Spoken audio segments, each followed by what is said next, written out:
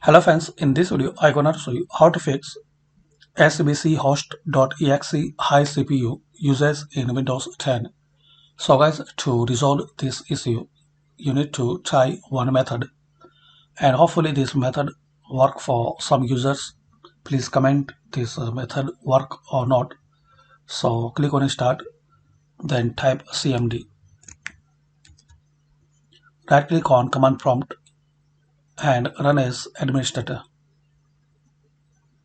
Now type sfc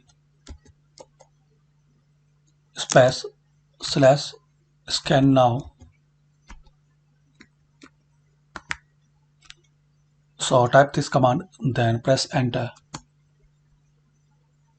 Now it will scan your system. So wait till this procedure will be complete.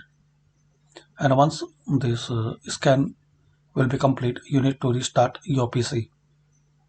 So hopefully guys, by using this simple and basic method, we can fix svchost.exe high CPU usage in Windows 10 or 11. So please comment this method work for you or not.